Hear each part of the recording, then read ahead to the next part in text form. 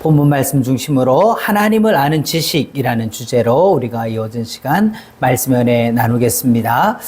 오늘날 우리가 하나님의 성품에 관하여서 말씀을 할 때 하나님은 공의의 성품과 사랑의 성품이 있다라고 말을 하면서도 우리는 공의보다는 사랑만을 너무 많이 강조하고 있는 것이 아닌가. 그로 말미암아 엄위하신 하나님을 잊어버리고 이 공의의 하나님을 잊어버림으로 말미암아 사랑의 하나님만 강조해서 우리의 신앙이 방종하고 교만한 곳으로 교만해지진 않았는가. 우리가 스스로 돌아보고 생각해 봐야 될 필요가 있습니다. 그래서 우리는 구원에 관해서 우리가 이렇게 한번 질문을 해보면요. 고린도후서 5장 19절에 그들의 죄를 그들에게 돌리지 아니하고, 이걸 다르게 얘기하면 우리의 죄를 우리에게 돌리지 아니했다. 한마디로 말해서 네가 죄를 지었으니까 네 죄값은 네가 담당해라 라고 하지 않았다라고 하는 거예요. 그럼 어떻게 하셨느냐? 하나님이 죄를 알지도 못하신 이를 우리를 대신하여 죄를 삼으셨다. 한마디로 죄를 우리에게 묻지 않았다고 해서 그냥 죄가 없어진 게 아니라 우리에게 물어야 될 그 죄와 그 죄책과 그 죄에 대한 모든 그 심판을 누구에게 물었다는 것입니까? 자기 아들에게, 하나님의 아들 독생자 예수 그리스도로 말미암아 대신 죄를 지게 하셨다라고 하는 겁니다. 그래서 우리가 생각하건대 한번 생각을 해봐라. 죄는 내가 지었는데 하나님께서 그 죄를 우리한테 묻지 아니하고 독생자 예수 그리스도에게 대신 죄를 물었다. 이거에 대해서 그 한 사람이 모든 사람을 대신하여 죽었다. 우리 죄를 대신해서 예수님이 죽으셨다. 이걸 한번 생각해봐라. 우리가 한번 생각해봐야 된다라고 할 때 이게 무엇입니까? 자기 아들을 십자가에서 죽게 하신 후에야 우리를 용서하실 수가 있었다라고 하는 겁니다. 그러면 우리는 이렇게 질문해 볼 수 있어요. 사랑의 하나님이 우리의 죄를 그냥 용서하면 될 터인데 왜 자기 아들을 대신 죽게 하고 용서해 주셨는가? 네, 하나님은 전지하시고 전능하신데 어째서 우리의 죄인들, 이 죄인들이 불쌍하니까 야, 내가 오늘부로 너희를 죄 싹 다 없다. 오늘부터 다 죄 없고 다시 시작하자. 다 용서, 말씀으로 천지를 만드신 하나님께서 다 그렇게 용서해 주시면 되는데 왜 자기 아들을 꼭 십자가에 죽게 하시고 나신 후에야 우리를 구원할 수 있었는가라고 하는 거죠. 여기에 대해서 우리는 어떻게 생각을 합니까? 많은 사람들이 이 부분에 대해서 조금 의문을 가질 수도 있어요. 사도 바울은 이렇게 대답을 합니다. 로마서 3장 25절에서 26절에서 이렇게 그 질문에 대해서 대답을 말하고 있어요. 이것이 뭐다? 신학의 진수다. 한마디로 말하면 핵심이다. 이게 그냥 진국이다 라고 하는 것이죠. 그래서 로마서 3장 25절에 이 예수를 하나님이 그의 피로써 믿음으로 말미암는 화목제물로 세우셨으니 이는 하나님께서 길이 참으시는 중에 전에 지은 죄를 간과하심으로 자기의 의로우심을 나타내려 함이다. 그럼 언제 나타내느냐? 곧 이때에 자기의 의로우심을 나타내서 자기도 의로우시며 또한 예수 믿는 자를 의롭다 하려 하심이다 라고 말씀을 하고 있는 거예요. 한마디로 말해서 이 십자가를 통하여 가지고 뭐를 나타내신 겁니까? 하나님의 공의, 자기의 의로우심을 나타낸다라고 하는 건 이것은 죄에 대한 심판의 공의죠. 그 공의, 그 하나님의 의로우심을 나타내는데 곧 이때가 언제입니까? 바로 예수님이 십자가에 세우실 그때 화목제물로 내어주신 바로 그때에 자기도 의롭고 또한 예수 믿는 자도 의롭다 하시는, 한마디로 말해서 자기도 의롭다라고 하는 것은 죄는 반드시 심판해야 된다라고 하는 공의를 만족시키고 예수 믿는 자는 의롭다 하신다라고 하는 것은 바로 예수님으로 말미암아 우리의 공의를 만족시킨 그 은혜로 말미암아 뭡니까? 사랑도 만족시키는 그 두 가지를 다 만족시키는 것을 나타낸다라고 하는 거예요. 그럼 이게 무슨 뜻이냐? 요한일서 4장 8절에 사랑의 하나님, 요한일서에서 보면 하나님의 속성이 뭐다? 사랑의 하나님이다. 그런데 예레미야 애가에 보면은 여호와는 어떤 분이시다? 의로우시다. 예레미야 애가의 배경은 어떤 것입니까? 남유다가 멸망하고 이제 예루살렘 성전이 바벨론에서 다 불타버리면 그리고 포로로 끌려가고 있는 백성들을 보면서 눈물로써 하나님 앞에 기도하던 그 선지자가 그 모든 심판을 행하신 걸 보면서 여호와는 어떤 분이시다? 누구다? 의로운 분이다. 선지자들을 통해서 그토록 경고를 했는데도 안 돌아오니까 그들이 심판받는 것은 당연하다. 또 그들을 심판하는 것은 하나님의 의에 합당한 것이다 라고 하는 것이죠. 그래서 요한일서 4장 9절을 보면 하나님의 사랑이 우리에게 이렇게 나타났다. 하나님의 사랑, 요한일서는 사랑이 하나님이라고 했어요. 그래서 사랑이 나타났다는 거예요. 우리에게 이렇게 나타났다. 어떻게 나타났느냐? 하나님이 자기의 독생자를 세상에 보내신 걸로. 예. 하나님의 사랑이 이제 나타났는데 그 나타난 증거가 뭐다? 예수님이 육신을 입고 자기의 독생자를 이 땅에 보내주셨다는 거죠. 그래서 4장 10절에 사랑은 여기 있으니 우리가 하나님을 사랑한 것이 아니요 어떻게 했다? 하나님이 우리를 사랑을 했다는 거예요. 사랑을 해서 자기 아들을 독생자를 세상에 보내서 어떻게 하려고 한 거냐? 자, 내가 내 사랑하는 아들 보냈으니까 됐지. 내 사랑 보여줬지. 그걸로 끝난 게 아니라 그 하나님의 아들을 뭐로 삼으시려고 화목제물로 그 아들을 삼기 위해서. 왜 화목제물이 필요하게 된 겁니까? 우리가 앞에 제사를 통해서도 많이 살폈지만은 왜요? 하나님과 우리가 지금 뭐로 말미암아? 죄로 말미암아 불화하고 있기 때문에 지금 화목하지가 못하다는 거예요. 이 불화한 죄를 해결하지 못하면 반드시 우리는 뭐를 받아야 됩니까? 심판을 받아야 되는 하나님의 진노 아래 있게 되기 때문에 그걸 해결하기 위해서 자기 독생자를 보내주셨다. 뭐로 삼으시려고? 화목제물로 삼으시려고. 이렇게 사랑이 나타났다는 거죠. 그러면 이 하나님의 의로우심을 나타내신 것이 언제다? 바로 십자가 사건이에요. 로마서 3장 26절에 곧 이때에 라고 한 거예요. 곧 이때가 언제입니까? 바로 예수님을 십자가에 매달던 바로 그때 자기 아들을 화목제물로 십자가에 내어주셨을 때 어떻게 됩니까? 자기의 의로우심을 나타냈다는 겁니다. 자기의 의로움을 나타낸 것이 바로 이 십자가 사건이라는 거예요. 이 십자가 사건. 그런데 하나님의 그 의로우심, 즉 공의죠. 이 하나님 죄에 대한 심판인 공의를 누구에게 나타냈다는 겁니까? 누구에게? 원래는 누가 이 심판을 받아야 되는 건데 우리가 다 받아야 되는 거예요. 내 죄예요. 내가 다 담당해야 되는 것을 누구에게 전가함으로써 예수 그리스도에게 전가시킴으로 말미암아 하나님이 우리에게 쏟아야 될 모든 진노를 자기 아들에게 쏟음으로 말미암아 자기도 의로우시고 예수 믿는 자를 의롭다 하여 주시려고 하셨다. 한마디로 하나님은 죄를 그냥 없다라고 할 수 없다는 거예요.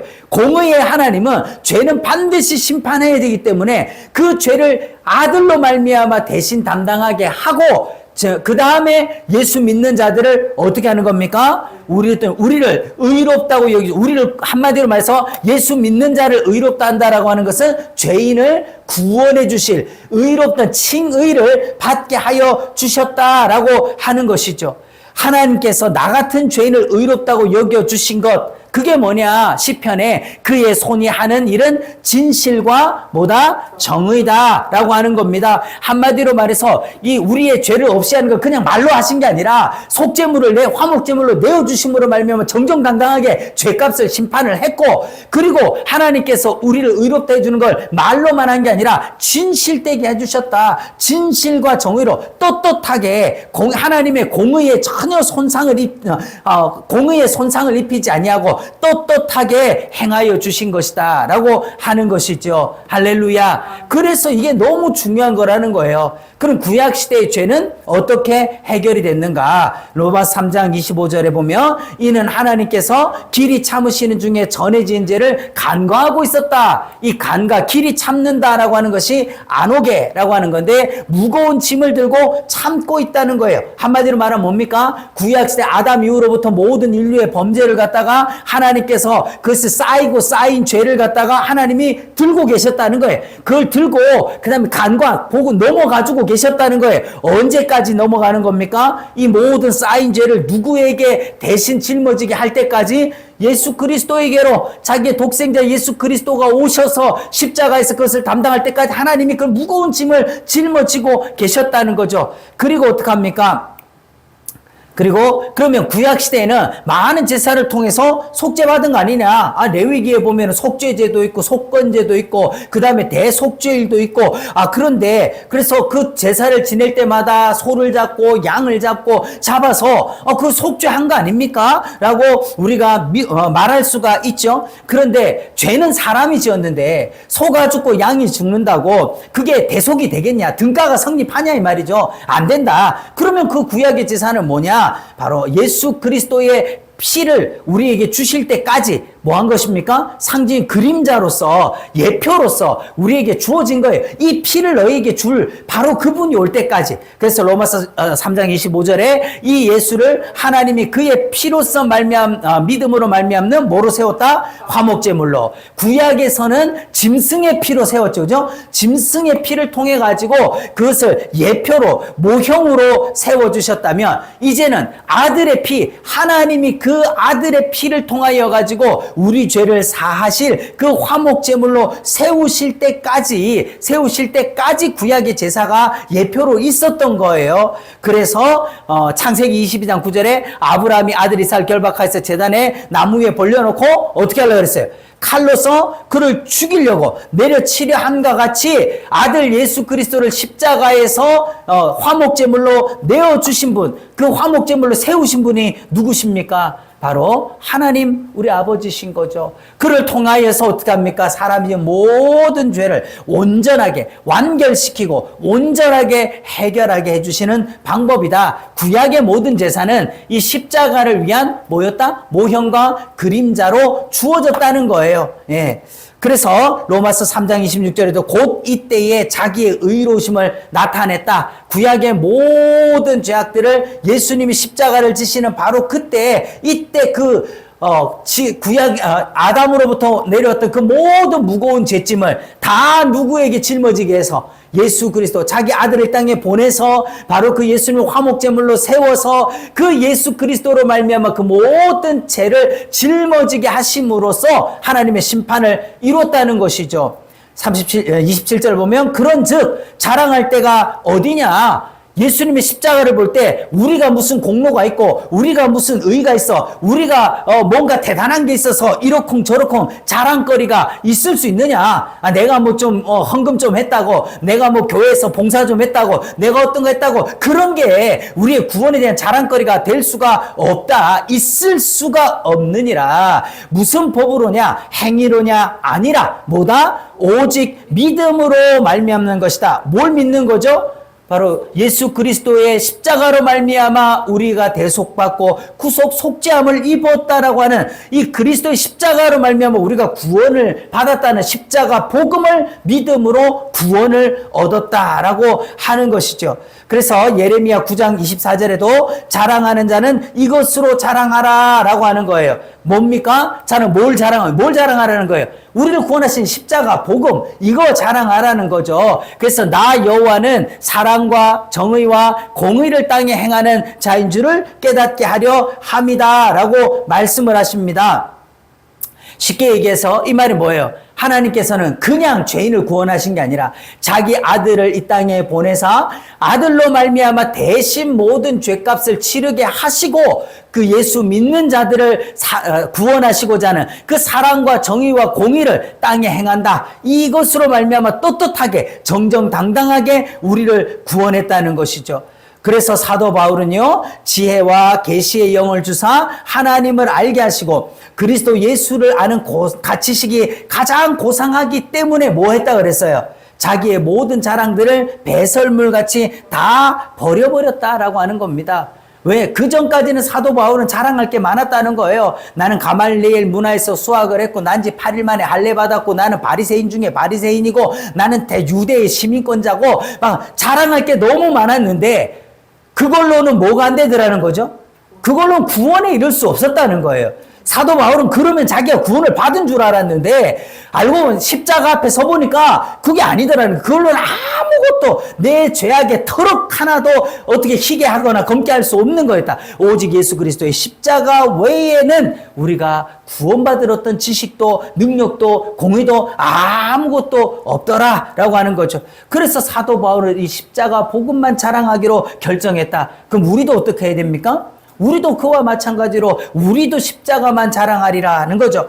바울은 성경 어디에 근거해서 하나님의 사랑과 공의를 증거하고 있는가? 자, 오늘 본문이 됐던 민수기 이 14장은요, 10족장들이 반역을 일으켰을 때입니다. 그 반역을 해서 이제 애굽으로 돌아가자. 우리가 이제 다시 애굽으로 돌아가자 하던 그때예요. 그때 모세가 하나님 앞에 엎드려서 이제 구하옵나니 이 말씀 이미 말씀하신 대로 어떻게 해달라고 용서해달라라고 하는 것이죠. 하나님께서 말씀하지 않으셨습니까? 말씀하신 대로 사하여 주소서라고 하는 거예요. 뭐라고 말씀하셨냐? 18절에 보니까 여호와는 인자가 많아 죄악과 허물을 사하나니 사하신다라고 말씀하셨어요. 한마디로 말해서 이건 하나님의 어떤 속성입니까?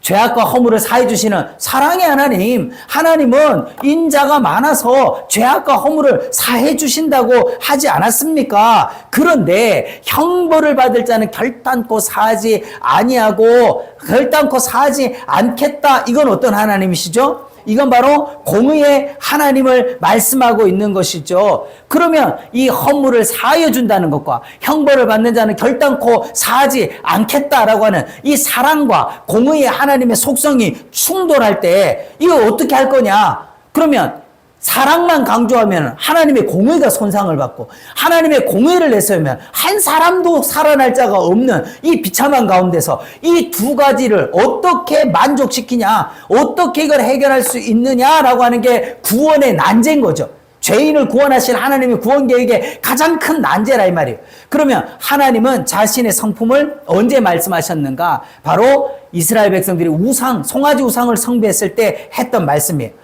그래서 어떻게 합니까? 출애굽기 32장 32절에 그들의 죄를 사하시옵소서 그렇지 아니하시면 내 이름을 지워버려 주소서라고 합니다. 한마디로 금송아지 우상을 숭배해가지고 이 모세가 첫 번째 받은 돌판을 가지고 와서 그들 앞에 행위의 언약으로 맺었던 그 돌판을 깨뜨리고 하나님 앞에 올라가서 주여 용서해달라. 그렇지 않으면 생명책에서 내 이름을 지워버리더라도 이것을 이 백성들 살려달라라고 강구한 거죠. 이 마음이 누구의 마음입니까?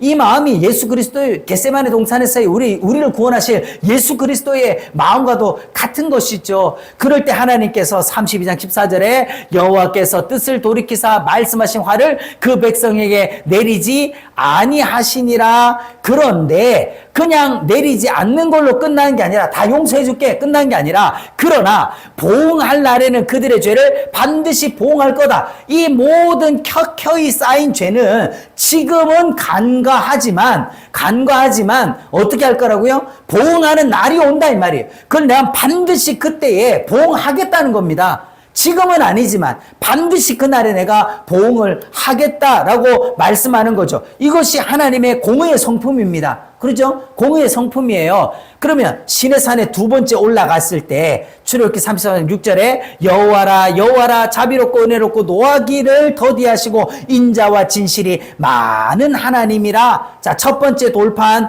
이스라엘 첫 번째 돌판을 받아왔을 때 피로써 이스라엘 백성들과 언약을 맺을 때 뭐라 그랬어요? 백성들이 다 지키겠다고 했어요. 그러고 바로 금송아지 우상 숭배한 장면이 나왔어요. 그 말이 뭡니까? 행위로 우리가 의로울 수 있는 자가 없고 행위로는 하나님의 법을 지킬 자가 없다라는 걸로 상징이 되어지는 거죠. 그래서 첫 번째 다 지키겠다고 했던 행위로 지키겠다고 했던 그 첫 번째 돌판은 깨져버렸고 이제 다시 두 번째 돌판을 받으러 올라갔을 때 이 말씀하신 거예요. 인자를 1000대까지 베풀며 아까고 하실 죄를 어떻게 하리라? 용서하리라. 이게 어떤 겁니까? 사랑의 하나님의 속성인 거죠. 그러나 벌을 면제하지는 안 한다. 그리고 반드시 보응할 거다. 자, 지금은 내가 죄를 용서하지만 언젠가 반드시 면제된 게 아니라는 거예요. 그죠? 이게 면제된 게 아닙니다. 이거 없어진 게 아니라는 거예요. 반드시 내가 보응할 때 보응을 할 것이다 라고 하는 것을 말씀을 하고 있는 겁니다. 이걸 우리가 좀 더 깊이 천천히 생각을 해봐야 되는 거예요. 천천히. 정말 그러면 하나님께서는 죄를 사하여 주겠다, 용서하겠다라고 해놓고는 또 보응하겠다라고 하는 이 사랑과 공의의 이 두 성품 사이의 이 괴리를 어떻게 할 거냐. 하나님의 사랑과 공의를 동시에 만족시켜주는 유일무이한 것이 뭐다? 십자가의 사건이다. 근데 여기서 우리가 좀 한 가지 생각해 봐야 될 건 뭐냐면 십자가라고 하는 형틀에 아무나 달린다고 해서 되는 게 아니라 이 말이에요.